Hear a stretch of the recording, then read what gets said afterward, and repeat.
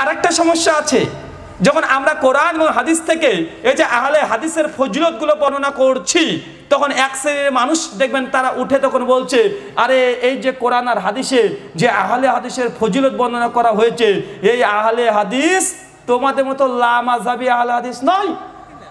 বা বলছে কি বলছে না? বলছে এই আহলে হাদিস বলতে গেলে ইমাম বুখারী, ইমাম মুসলিম, ইমাম আবু দাউদ, ইমাম তিরমিজি, আপনার বাংলাদেশের একজন স্বনামধন্য বক্তা আছে dot dot dot dot dot dot, বাকিটা বলবো হামজা, আরেকটা আছে dot dot dot dot dot Puri, dot dot dot dot dot dot পাখা, মানে চিহ্ন বললাম এটা। অনেকগুলো হুজুর আছে তারা বলছে, আরে নিজেকে যদি আহলুল হাদিস পরিচয় দাও তাহলে জাহান্নামে যেতে হবে, হাদিস মানা যাবে না, সুন্নাত মানতে হবে। বা এই কথা বাংলাদেশে অলিতে গলিতে বলছে কি বলছে না? দেখবেন অধিকাংশ আলেম বক্তৃতা রেকর্ড আছে, যদি চান শুনিয়ে দিতে পারি। আর এখনো মানুষকে চোখে মুখে ধুলো দেওয়ার সময় নেই। তারা বলছে স্পষ্টভাবে যে হাদিস মানা যাবে না, সুন্নাত মানতে হবে। আবার এটা দাবি করছে যদি কেউ হাদিস মানে সে গোমরা হয়ে যায়, পথভ্রষ্ট হয়ে যাবে। কেন? তারা দলিল ভিত্তিক তারা কিছু খণ্ডন করতে চাইছে আমাদেরকে। কেন? ওরা বলতে চাইছে এরা আহলে হাদিস, ওরা হচ্ছে আহলে সুন্নাহ। ভাই দাবি করে না? ওরা বক্তৃতা দিচ্ছে কেন আমরা আহলুস সুন্নাহ, কেন আমরা আহলুল হাদিস নয়। ওরা দাবি করছে হাদিস মানা যাবে না, সুন্নাত মানতে হবে। জনসংখ্যা ধোঁকা দিচ্ছে যে হাদিস সহি হলে কি মানা যায়, হাদিস কি বুখারীতে থাকলেই মানা যায়, বুখারীতে থাকলে যদি হাদিস মানা যায় তো আল্লাহ রাসূল 11টা বিভাগ করেছে বুখারীর হাদিস, আহলে হাদিস তোমরা কেন মানো না? ভাই বলে কি বলে না? আবার হচ্ছে বিশ্বনবী দাঁড়িয়ে পেশাব ফিরে হাদিসটা সহি, তো আহলে হাদিস তোমরা কেন মানো না? বা অভিযোগ আছে না নাই? জবাব দেবো?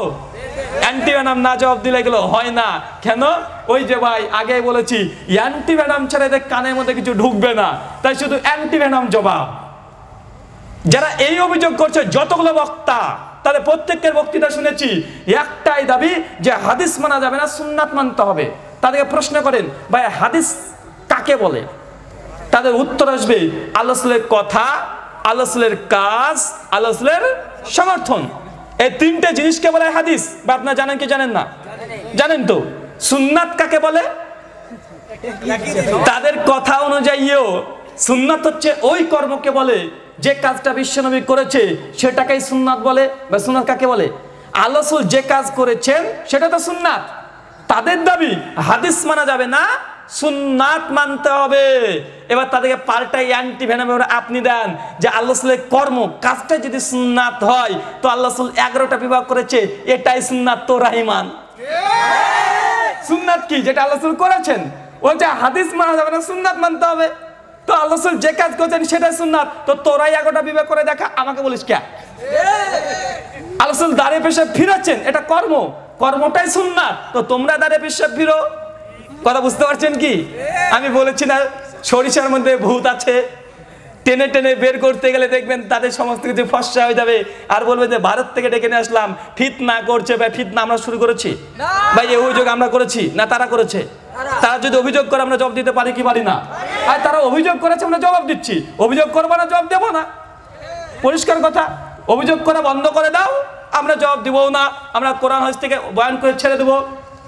তো ভাই হাদিস মানা যাবে, সুন্নাত মানতে হবে, জবাব পেয়েছেন? তাদেরকে জবাব দিতে পারবেন? যেখানে পারবেন সেখানে বলবেন যে বেটা সুন্নাত তো রাসূল যে কাজ করেছেন, তো আল্লাহ রাসূল 11টা বিভাগ করেছে, এটাই সুন্নাত, তোরাই কর। আসসালামু